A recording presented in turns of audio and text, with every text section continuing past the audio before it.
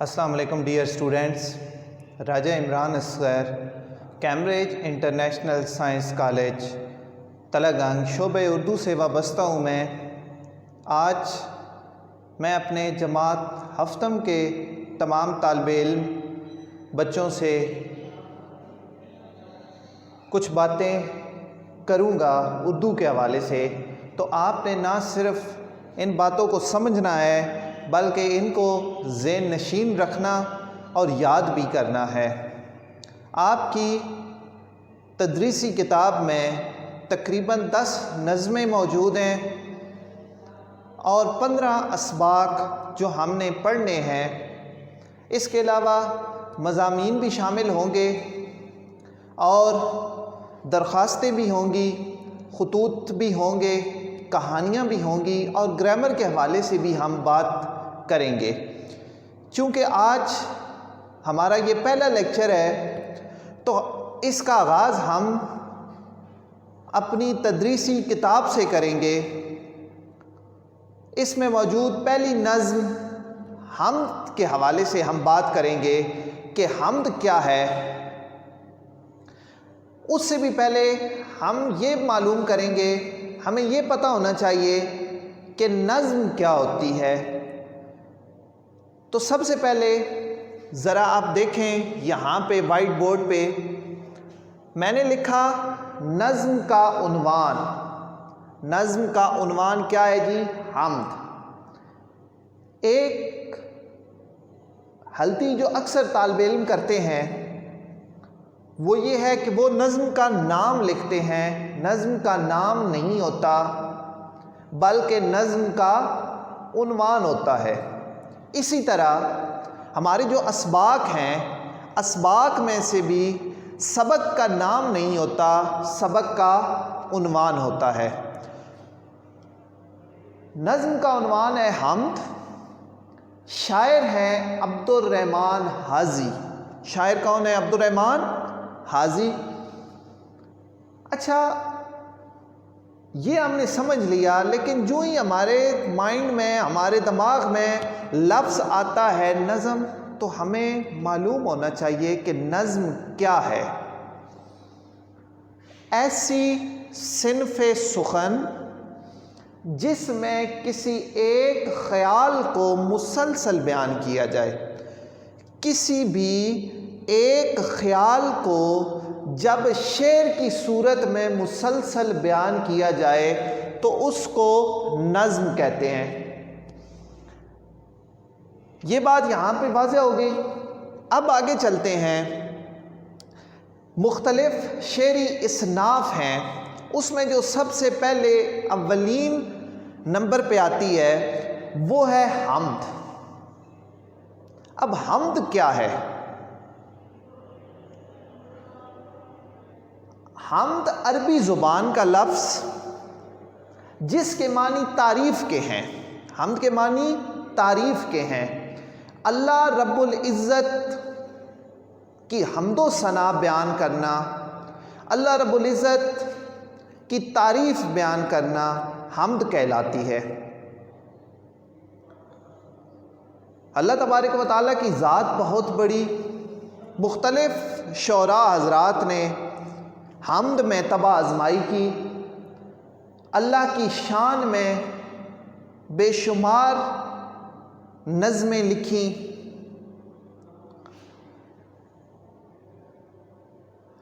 یہاں تک آپ کو کلیئر ہو گیا کہ ہم جس میں اللہ تبارک و تعالیٰ کی حمد و ثنا بیان کی جائے اسے حمد کہتے ہیں. اب آپ کے کورس میں جو حمد شامل ہے عبد الرحمن حاضی صاحب نے لکھی، وہ میں ایک دفعہ پڑھ دیتا ہوں تاکہ سب بچوں کو نہ صرف حمد کے بارے میں معلوم ہو جائے بلکہ نظم کو، اشعار کو کس طرح پڑھا جاتا ہے یہ بھی آپ کو معلوم ہو. یہ میدان و صحرا بنائے ہیں کس نے، یہ بل کھاتے دریا بہائے ہیں کس نے. ہمارے خدا نے، ہمارے خدا نے یہ گلشن میں پھولوں کی رنگی قطاریں بکھیری ہیں کس نے چمن میں بہاریں. ہمارے خدا نے، ہمارے خدا نے، یہ چاند اور سورج بنائے ہیں کس نے، سیاہی کے پردے اٹھائے ہیں کس نے، ہمارے خدا نے، ہمارے خدا نے، سجائے ہیں کس نے فلک پر ستارے، لبھاتے ہیں شب میں جو دل کو ہمارے، ہمارے خدا نے، ہمارے خدا نے، بنائے ہیں کس نے یہ موسم سہانے، یہ کوئل کے نغمے، یہ پی کے ترانے، ہمارے خدا نے، ہمارے خدا نے، ہمیں بھوک کے وقت کس نے کھلایا، ہراس اور خطروں سے کس نے بچایا، ہمارے خدا نے، ہمارے خدا نے، ہمیں سیدھے رستے پہ کس نے چلایا، بڑائی کے رستوں سے کس نے بچایا، ہمارے خدا نے، ہمارے خدا نے۔ تو یہ تو تھا نظم کو پڑھنے کا طریقہ کار۔ اب ہم چلتے ہیں اس کے اشعار کی طرف، تاکہ آپ کو سمجھ آ سکے کہ یہ جو نظم حمد ہے اس میں شاعر کیسی گفتگو کرتے ہیں اور اللہ تبارک و تعالیٰ کی حمد و ثنا کس طرح بیان کرتے ہیں۔ سب سے پہلا بند اگر اس کو ہم دیکھیں تو شاعر کہتے ہیں یہ میدان و صحرا بنائے ہیں کس نے۔ دیکھیں اللہ تبارک و تعالیٰ نے اس دنیا کو تخلیق کیا، اس دنیا کی تخلیق کرنے کے بعد اس میں انسان کے لیے طرح طرح کی چیزیں بنائی، مختلف انواع کی چیزیں بنائی جن سے انسان حظ اٹھاتا ہے اور اس کا دماغ تر و تازہ رہتا ہے۔ اب شاعر پہلے مصرے میں کہتے ہیں یہ میدان و صحرا بنائے ہیں کس نے۔ اب شاعر کی نظر جاتی ہے میدانوں پہ، شاعر کی نظر جاتی ہے وسعت صحرا پہ، میدان پہ گئی تو دور تک جہاں تک انسان کی نظر جاتی ہے وہاں تک میدان ہی میدان ہیں، وہاں پہ گھاس ہے، مختلف انواع کی چیزیں ہیں۔ اسی طرح شاعر کی نظر گئی صحرا پہ تو وسعتیں ہی وسعتیں ہیں، ہر طرف ریت ہی ریت ہے۔ تو فوراً دماغ نے یہ بات سوچی کہ یہ تمام چیزیں بنانے والی کوئی ذات ہے، ان تمام چیزوں کو تخلیق کرنے والی کوئی ذات ہے، اور وہ ذات اللہ رب العزت کی ذات ہے۔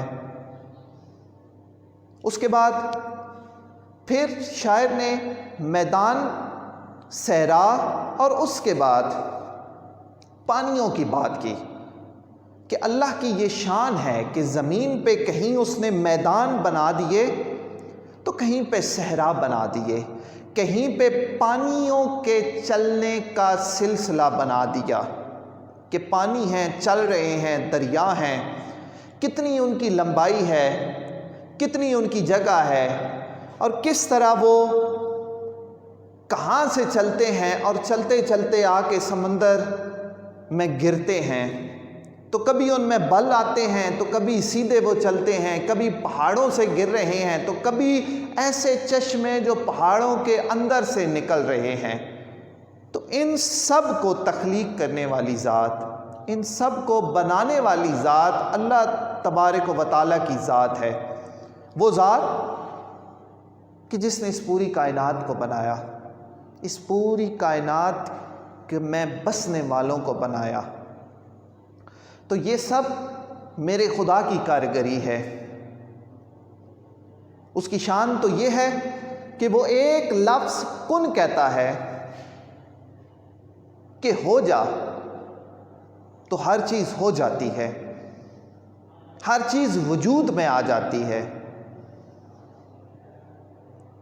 یہاں تک آپ کو سمجھ آئی؟ اب پہلے بند میں اللہ کی شان، اللہ کی تعریف بیان کر رہے ہیں کہ میرے خدا نے ہی تمام چیزیں بنائی ہیں۔ آگے کہتے ہیں یہ گلشن میں پھولوں کی رنگی قطاریں۔ اب گلشن کا مطلب ہے باغ،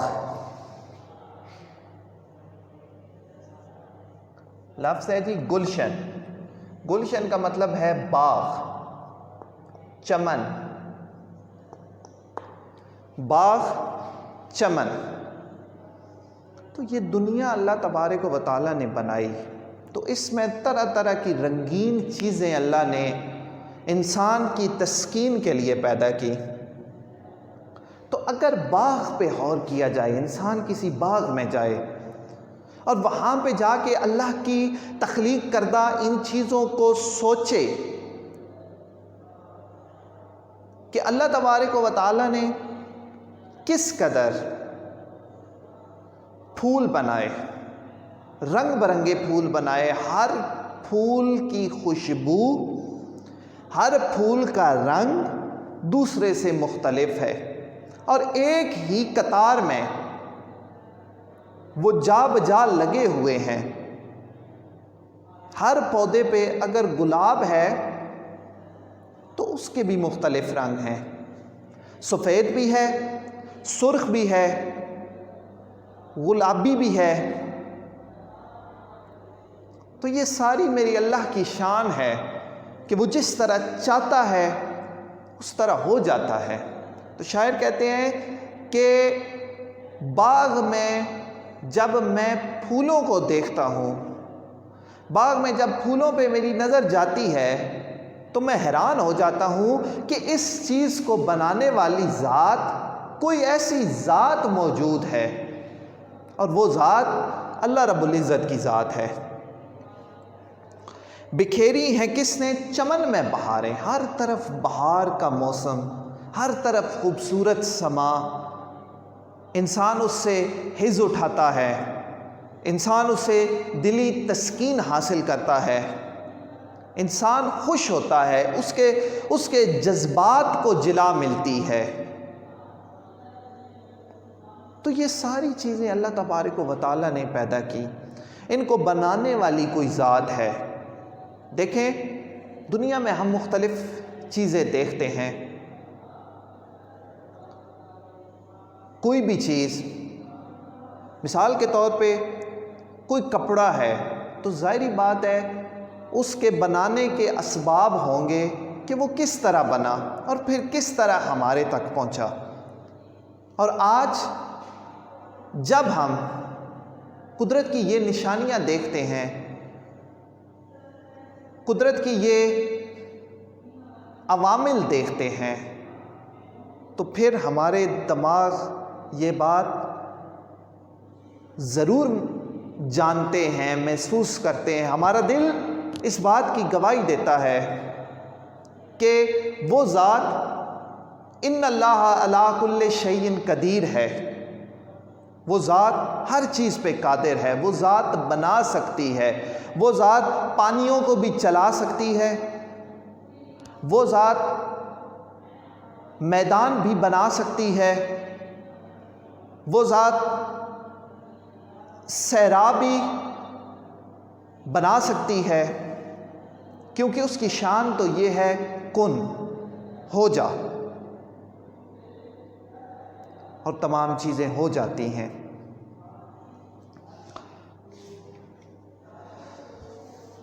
سجائے ہیں کس نے فلک پر ستارے، لبھاتے ہیں شب میں دل کو ہمارے.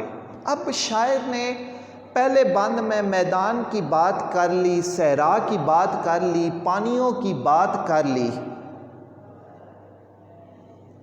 اب پھولوں کی بات کی.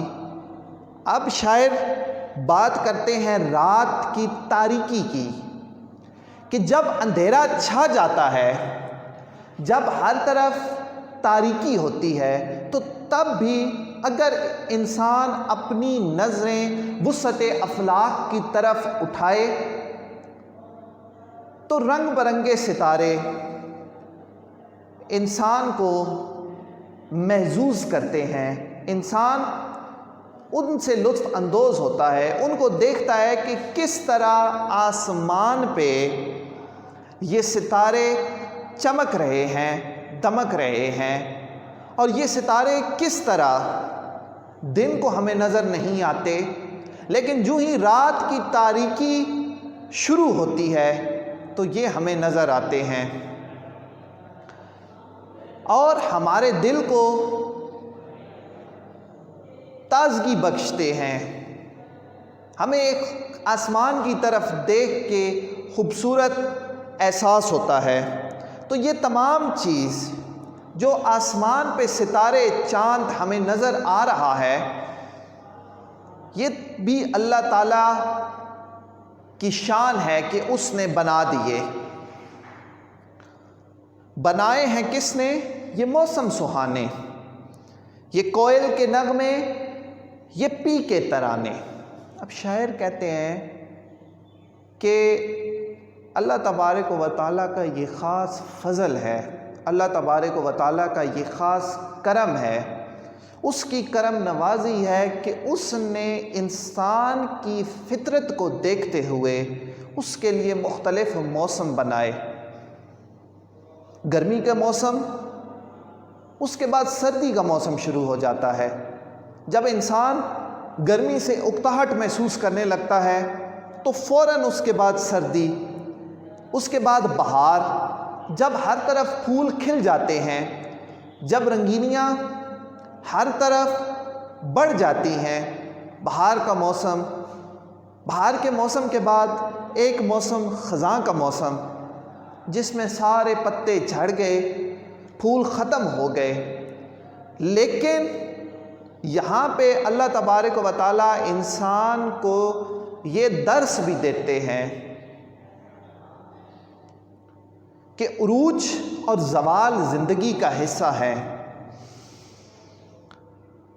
شاعر کہتے ہیں کہ یہ کوئل کے نغمے، یہ پی کے ترانے، کوئل کی آواز بہار کے موسم میں انسان کے دل کو محظوظ کرتی ہے، انسان اس سے لطف اندوز ہوتا ہے۔ تو یہ ساری اللہ تبارک و تعالیٰ کی نشانیاں ہیں، یہ ساری اللہ کی نشانیاں ہیں۔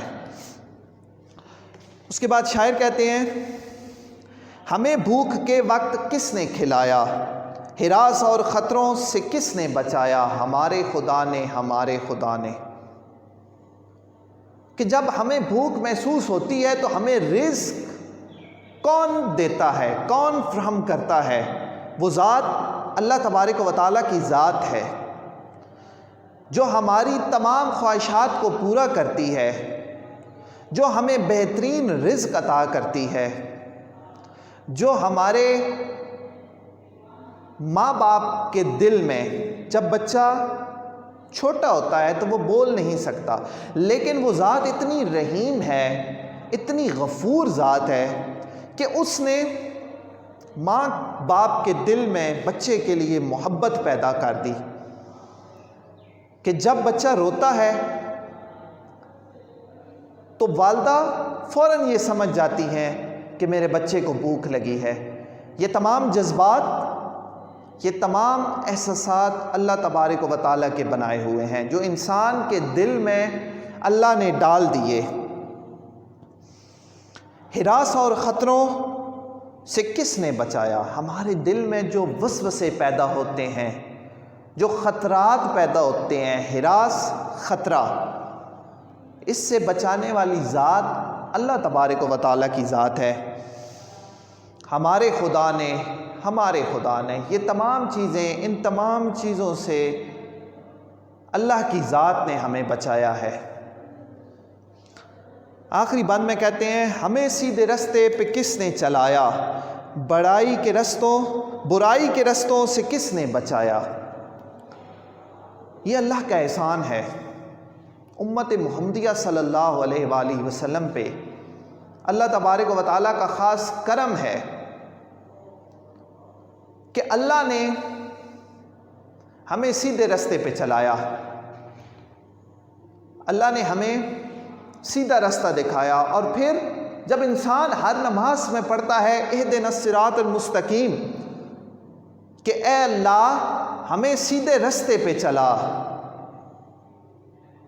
ان لوگوں کا رستہ جن پر تیرا فضل ہوا، جن پر تیرا انعام ہوا، پھر یہ دعا بھی ہمیں سکھا دی۔ دیکھیں دو رستے ہیں، ایک صراط مستقیم اور ایک شیطان کا رستہ۔ اب اللہ نے ہمیں یہ عقل عطا فرما دی کہ سیدھے رستے پہ چلو گے تو یہ ثمرات ہیں، برے رستے پہ جاؤ گے تو وہاں پہ یہ خطرات ہیں اور سزائیں ہیں۔ تو یہ ہمارے خدا کا ہم پہ خصوصی انعام ہے، ہمارے خدا کا ہم پہ خصوصی فضل ہے کہ اس نے ہمیں سیدھا راستہ دکھایا، اس نے ہمیں اپنے نیک راستے پہ، صراط مستقیم پہ چلایا۔ یہاں تک ہم نے آج ایک نظم حمد پڑھی۔ مجھے امید ہے پیارے بچوں کہ آپ کو اس کی سمجھ آ گئی ہوگی۔ اب آپ اس نظم کی تشریح کرنے کے قابل ہوں گے۔ انشاءاللہ کل ہم اس کی مشق میں سے سوال جواب، الفاظ معنی پڑھیں گے۔ شکریہ۔